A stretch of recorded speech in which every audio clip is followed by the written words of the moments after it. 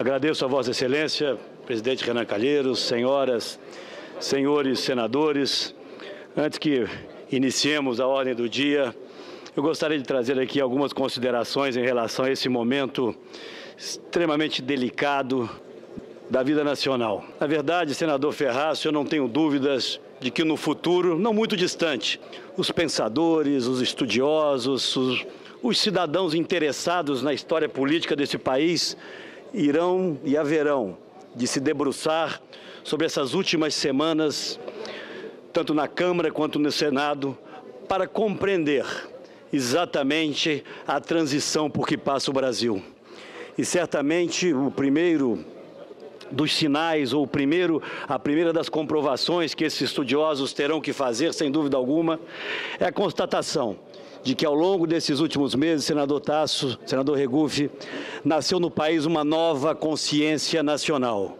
Goste ou não dela, a verdade é que as ruas desse país foram ocupadas por cidadãos e cidadãs brasileiros que pegaram nas mãos a responsabilidade de construir o seu próprio destino. Se hoje a Câmara dos Deputados e amanhã o Senado Federal se debruçarão sobre a discussão do eventual impedimento da Presidente da República, eu tenho absoluta convicção que isso nasce não só das ilegalidades por esse governo cometidas, mas por essa profunda e extraordinária mobilização que obrigará os governantes de hoje já, mas sobretudo os do futuro, a buscarem sempre uma conexão maior, uma conexão definitiva com seus representados. Mas a grande questão que nos salta aos olhos, senadora Taide, por que chegamos até aqui? O que fez com que um governo com a força do presidencialismo brasileiro, um presidencialismo quase que imperial, chegasse hoje agachado, chegasse hoje tão fragilizado aos olhos da população brasileira e aos olhos desse Congresso Nacional? Na verdade, o que nós assistimos ao longo desses últimos anos foi um governo absolutamente alheio e distante à realidade. Não percebeu em momento nenhum, por maiores e mais claros que fossem os alertas, não apenas das oposições, mas daqueles que acompanhavam a deterioração do quadro nacional, do quadro econômico, do quadro social, nenhum dos alertas serviu para que esse governo corrigisse rumos. E hoje, nós temos perante o país, e assistimos isso com a preocupação que devemos ter, um governo refém dos seus próprios desmandos e de suas próprias contradições. Em nenhum momento, senadora Luiza, em nenhum momento, ao longo de todos esses últimos anos e ainda agora, no momento mais agudo da crise, houve o reconhecimento, mínimo que fosse, da sua responsabilidade para com as perdas que hoje são visíveis e cotidianas de milhões de brasileiros, fruto da inconsequência, da irresponsabilidade e da presunção deste governo. Não apenas errou, não apenas se omitiu esse governo enganou, esse governo mentiu e mentiu sucessivamente aos brasileiros para preservar o seu projeto de poder. Essa é a realidade. Eu assisti, senador Caiado, e Vossa Excelência provavelmente também, tantos dos senhores senadores aqui, a defesa feita pelo advogado-geral da União na Câmara dos Deputados, na comissão processante do impeachment, em relação às atitudes da Presidente da República. E me saltava aos olhos uma alegação que ele repetia inúmeras vezes: não houve dolo, não houve dolo. A Presidente da República foi amparada por pareceres para tomar as suas decisões. Como não houve dolo? Os alertas foram múltiplos. Era claro que já havia, sim, uma queda de arrecadação. E o que faz, governadora Anastasia, especialista no tema, quando percebe-se que há uma queda de arrecadação? Contingencia-se ou amplia-se os gastos? O governo seguiu o caminho da irresponsabilidade, ampliou os gastos, utilizou da ilegalidade, fez aquilo que a lei de responsabilidade fiscal no seu âmago, no seu cerne proibia. E quanto o PT lutou contra a lei de responsabilidade fiscal, os bancos públicos, a eles está vedado financiar os seus controladores. E, na verdade, Ao invés de preocupar-se com o Brasil, com o futuro da economia e com suas consequências na vida real das pessoas, o governo transferiu ilegal e irresponsavelmente atribuições do Tesouro para os bancos oficiais. Fala-se muito que era para pagar o Bolsa Família, balela. Dos mais de 50 bilhões transferidos para os bancos oficiais, e aí incluo Caixa Econômica Federal, BNDES e Banco do Brasil, 1,5 bilhão apenas para pagamento do Bolsa Família. Portanto, houve imprevidência, houve dolo. E hoje, a Presidente da República e o seu governo estão obrigados a prestar contas à sociedade. Mas eu vim hoje a essa tribuna para dizer, senhor Presidente, senhoras e senhores senadores, que a verdade não marca a hora para se fazer presente. Eu venho a essa tribuna para dizer que os números não mentem. Os números, senador Álvaro, não são golpistas. E eu percebo que muitos brasileiros ainda têm alguma dificuldade de compreender por que as pedaladas estão levando ao afastamento da Presidente da República ou a edição de decretos sem autorização prévia do Congresso Nacional fazem com que as perspectivas de permanência da Presidente da República se reduzam a cada momento que passa. É porque isso tem consequência na vida das pessoas. Ao tirar a credibilidade da economia, ao mascarar os números como fez, sobretudo no período eleitoral, em primeiro lugar, fraudou-se a vontade do cidadão. Os brasileiros votaram em um projeto que não existia, em um Brasil que não era real, e hoje estão sendo obrigados a prestar contas dos seus equívocos e das ilegalidades cometidas. Mas eu vim principalmente a essa tribuna para deixar registrado nessa semana de tantas tensões o Brasil real, esse que não pode mais ser mascarado pela propaganda oficial mais talentosa que se possa criar. E o Brasil real, senhoras e senhores senadores, senador José Agripino, nos trouxe a mais profunda recessão de toda a nossa história, de toda a história republicana brasileira. Nem na década de 30 e 31, quando o Brasil teve um crescimento negativo do PIB por 2 anos consecutivos, se iguala ao momento atual. Lá o mundo também decrescia. Hoje não. Nós poderemos estar tendo uma perda somada nesses 3 anos, 15, 16 e 2017, próxima de 10% do nosso PIB, enquanto o mundo cresce em torno de 3%. Algo que pode, senador Agripino, resumir de forma mais clara para que aqueles que nos assistem compreendam as consequências nefastas e perversas desse modelo irresponsável de governança.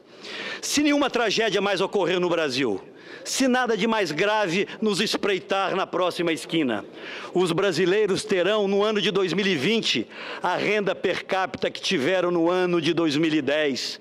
É a esse retrocesso que o governo do PT nos leva. 303 mil empresas brasileiras foram fechadas no ano de 2015. O nosso nível de produção voltou também ao patamar de 2010.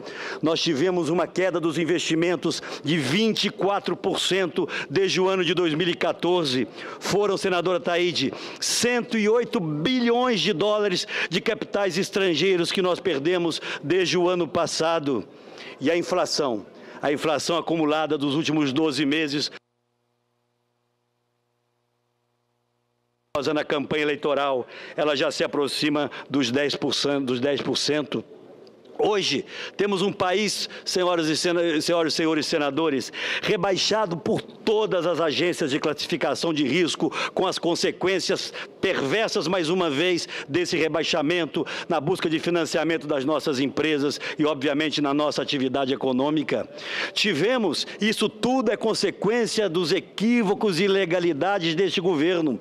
Um aumento de 14% do PIB, da nossa dívida pública desde o ano de 2013. Os otimistas dizem que chegaremos ao final de 2018 com a dívida bruta acima de 80%, também com todas as suas perversas consequências. Os fundos de pensão, senador Regufe, e Vossa Excelência se interessa tanto por esse assunto, tiveram em apenas 5 anos, pela gestão temerária dos companheiros que ali foram alocados, perdas de 113 bilhões de dólares. A Petrobras, um prejuízo apenas nos 2 últimos anos. Não vou voltar nem tanto no tempo, de 56 bilhões de reais. 6,2 bilhões apenas. Claro que numa análise, a meu ver, muito superficial pelas perdas reconhecidas oficialmente com corrupção e 100 bilhões perdidos com congelamento dos combustíveis nos últimos anos, que pode ter trazido alguns benefícios eleitorais para a senhora presidente, mas prejuízos definitivos para essa empresa e para os brasileiros. São, presidente Renan, senhoras e senhores senadores, hoje 60 milhões de brasileiros com suas dívidas atrasadas, 60 milhões de brasileiros sem conseguir dormir direito porque foram iludidos por uma situação econômica que não era real, se endividaram, perderam o emprego ou estão sendo obrigados a negociar a sua permanência no emprego com salários menores e carga de trabalho maior. No ano de 2015, e esse é um dado, senadora Thaídes, para termos na memória, 77 bilhões de reais foram retirados das poupanças dos brasileiros. Entre saques e depósitos, o saldo negativo é de 77 bilhões de reais. É a poupança de toda uma vida, retirada para pagar prestações, para manter um nível adequado de vida, porque o governo tirou-lhes a esperança. Me permite, senador Renan, e não me alongarei em demasiado.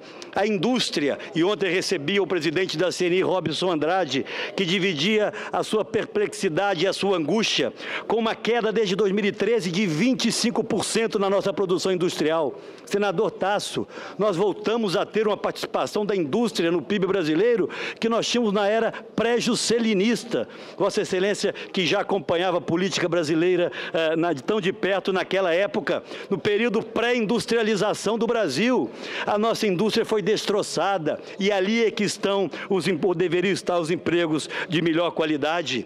Mas o governo dizia sempre não, o comércio vai bem, os serviços vai bem, o varejo vai bem.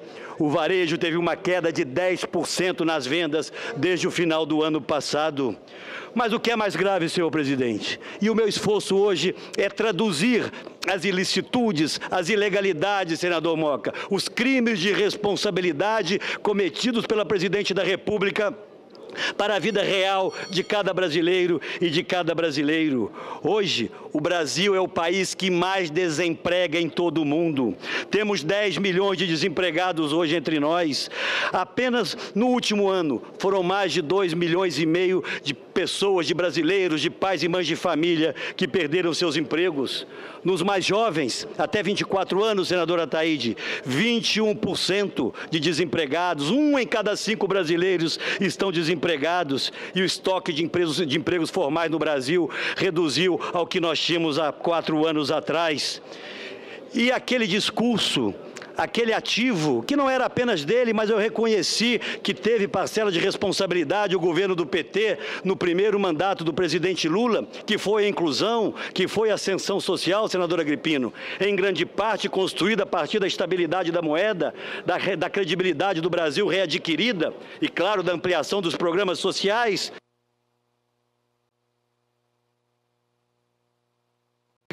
Ao final desse período de governo PT, ao final desses 14 anos, 7,8 milhões de brasileiros voltarão à classe D e E entre o ano de 2015 e 2016, segundo estudo recentemente publicado pela consultoria Tendências. Em 2015, nós tivemos, pela primeira vez desde o ano de 92, pela primeira vez, uma queda de renda e um aumento simultâneo da desigualdade no Brasil. E esses brasileiros que regridem do ponto de vista social, eles encontrarão um Brasil em piores condições do que aquele Brasil lá de trás, porque o desemprego é avassalador, a perda de competitividade das nossas empresas não dão o mínimo de perspectiva de melhora no curto prazo, a inadimplência é enorme e a inflação vem tirando, ela sim, a comida da mesa dos brasileiros. Chego, senhor presidente, aos programas sociais cantados em verso e prosa na campanha eleitoral. Vamos aumentar o Minha Casa Minha Vida, vamos aumentar os recursos para o Bolsa Família, para fazermos creches, senador Moca, por todas as regiões do Brasil e no seu estado, para fazermos investimentos em segurança pública, em saúde e educação. Toda vez que nós alertávamos para a perda de intensidade da atividade econômica no Brasil, éramos os pessimistas. Toda vez que eu alertava para a nefasta intervenção no setor elétrico, éramos os pessimistas que não queríamos a diminuição artificial da conta de luz. Pois bem, hoje o quadro é esse, e a realidade, senadora Taide, nos bate a porta. O Minha Casa Minha Vida teve uma queda de 70% da sua previsão orçamentária este ano, de 27 para 7 bilhões de reais. O Bolsa Família, belo programa Bolsa Família, que teríamos e teremos no futuro a responsabilidade de manter e ampliar, mas que já não vem tendo reajuste desde as vésperas da eleição. Já teve uma perda com a inflação do seu poder aquisitivo em torno de 17%. E as creches, senadora Simone, as creches anunciadas por este governo por tantas campanhas eleitorais. O orçamento para a construção de creches foi reduzido em não mais e não menos do que 90%. Cerca de 4 bilhões se transformaram em menos de 500 milhões e sabe-se lá se isso será em algum momento implementado. Na segurança pública, queda de 60% na dotação num país que vê a criminalidade avançar de forma dramática em todas as regiões do país. Na educação, senador Ferraço, a queda dos investimentos chega a quase 40%. Isso na pátria educadora, de 8,7 bilhões para 5,4 bilhões de reais. Essas, senhoras e senhores senadores, é a radiografia, é o raio-x, é o retrato do Brasil real e é a consequência perversa de um governo irresponsável do ponto de vista fiscal, incompetente do ponto de vista da gestão pública e com uma sensação perene e permanente de impunidade, cometeu toda a série de ilicitudes. O mais curioso, senhor presidente, é que nessas manifestações que mobilizam corações e mentes de milhões e milhões de brasileiros, nós, curiosamente, isso me chamou a atenção, governadora Anastasia, não estamos vendo mais placas reivindicando melhores condições para a saúde, para a educação, para o transporte ou para a segurança. Não que isso tenha melhorado 1 milímetro sequer, ao contrário, vem se agravando. Mas hoje há uma convergência, e volto ao que me traz essa tribuna, uma convergência de sentimentos no Brasil, que o problema maior, mais urgente, que precisa ser extirpado, resolvido, é a substituição pela via constitucional do atual governo, que perdeu absolutamente todas as condições de nos retirar da crise na qual ele próprio nos mergulhou. Achar, como ouvi aqui de alguns líderes da base governista, alguns poucos que ainda sobem a essa tribuna, de que isso é responsabilidade da oposição. O impeachment irá ocorrer porque os golpistas aqui não aceitam o resultado da eleição? Não, senhoras e senhores senadores, nada mais distante da realidade. Disputamos as eleições e perdemos, mas continuamos aqui a exercer o nosso papel de oposição, vigilantes, acusando os desmandos do governo, buscando que os tribunais apurassem as ilicitudes cometidas, fazendo o que deve fazer uma oposição num parlamento democrático. Mas a presidente da República estará sendo, segundo o pensamento médio dessa casa, do Congresso Nacional e da nossa casa irmã, estará sendo, sim, no próximo domingo, tendo o processo de admissibilidade do impeachment aprovado por uma ampla maioria, onde a maior parte dos votos não virá das oposições, virá dos seus companheiros de jornada, que compreenderam que não é mais possível estar ao lado desse governo. Não faço aqui juízo de valor dos motivos que levam a esse rompimento e ao abandono desses partidos, mas eu tenho que dizer que desde 2014 nós alertávamos para tudo isso que se previa acontecer no Brasil. E agora, é muito, mas muito importante que todos os brasileiros estivessem até ontem próximos ao governo, fossem da oposição e até os racionais que estão na base ainda hoje do governo. É preciso que nós pensemos no dia de amanhã, e essa é a palavra final que trago a este plenário. Nós teremos qualquer que seja o resultado, mas sabemos todos qual é o mais provável. Temos que reconstruir esse Brasil, temos que dar o nosso esforço para que uma agenda estruturante, aguda e urgente seja votada no Congresso Nacional. O PSDB, senhor presidente Vicentinho, não é o beneficiário do processo de impeachment. Não somos nós, com um programa amplamente debatido com a sociedade brasileira, que assumiremos o governo, mas nós não fugiremos à nossa responsabilidade de dialogar em torno de uma agenda estruturante, que enfrente a questão da reforma política, que destrave o Brasil para os investimentos, que profissionalize o Estado, que nos leve uma política externa, senadora Aloysio, altiva e pragmática em favor dos interesses do Brasil e não essa submissão bolivariana que tantos prejuízos nos trouxe ao longo de mais de uma década. E o que devemos pensar, nós brasileiros, acima dos partidos políticos, é que há hoje um conjunto de cidadãos e cidadãs que não querem mais o confronto, não querem ver apenas o conflito de ideias ou de ideologias. Eles querem que nós demonstremos, enquanto representantes do povo brasileiro, a capacidade de reconstruir este país. O PSDB, portanto, se colocará à disposição, não na busca de cargos em qualquer governo, ao contrário, à disposição para discutirmos uma ampla agenda de reformas. E essa agenda, se aprovada, eu tenho certeza, reconciliará o próximo governo com a sociedade brasileira e nos permitirá um reencontro com o nosso futuro. Acima das disputas partidárias, mesmo apesar de ácidos debates e acima dos confrontos que são naturais da política, devemos nós, representantes do povo, estar à altura das nossas responsabilidades e logo após o desfecho de todo esse processo, conversarmos sobre o futuro do Brasil. Repito, governadora Anastasia, o velho Milton Campos, como já fiz mais de uma vez aqui dessa tribuna, e transfiro isso para o Senado Federal. Ele falava de Minas. Nos momentos mais agudos de crise, dizia Milton Campos, que em Minas sempre haverá um palmo de chão limpo, onde os homens de bem poderão se encontrar. É essa convocação que temos que fazer, independente de filiação partidária. Vamos encontrar espaço para discutir o Brasil real, para tirar o Brasil do desemprego, da carestia, da inflação sem controle e da desesperança.